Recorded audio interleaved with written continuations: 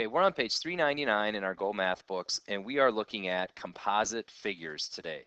And a composite figure is basically just shapes that are kind of combined to have one sort of larger shape. You'll notice on this one, a composite figure is made up of two or more simpler figures, such as triangles or quadrilaterals. So we're talking about these shapes in page 399, number 4, we clearly have a triangle sitting on top of a rectangle with another triangle on the end of the rectangle. What I like to do with these is just break them down into what they are. We want to break them down into the shapes that they actually are. So the first thing I'm going to look at is I want to find the area of this rectangle. Rectangle, it was one of the first things that we worked on with area. It's simply base times height. If we do the area of the rectangle, if we do 6 times 16, we will get the area of the rectangle.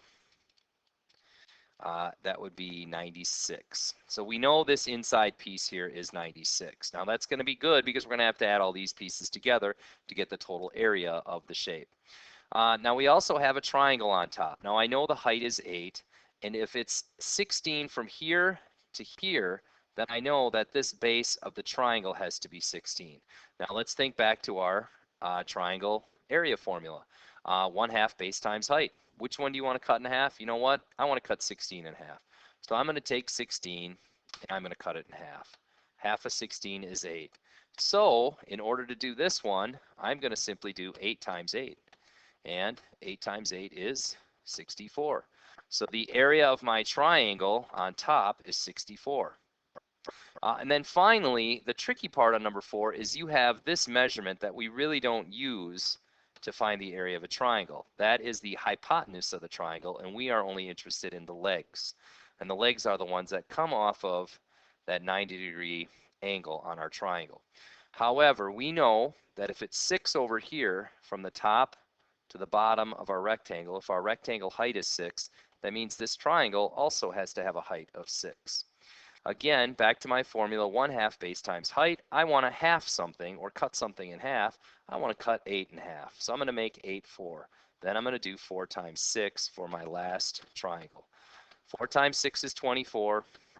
And what I end up with is I need to, we'll try red. What I need to do then is I need to add all of those areas up.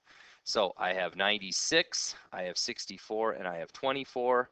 And I simply need to add these numbers up. And it looks like I'm going to end up with 184 for my answer. So this triangle piece here was 64, this rectangle piece was 96, and then this triangle piece over here was 24. Keeping in mind, we don't want to use the long piece of the triangle for area. Our final answer would be 184, and that would be the area of this composite figure. Now, one side note, composite figures could also be made up of trapezoids. You might see trapezoids. You might see any four-sided figure.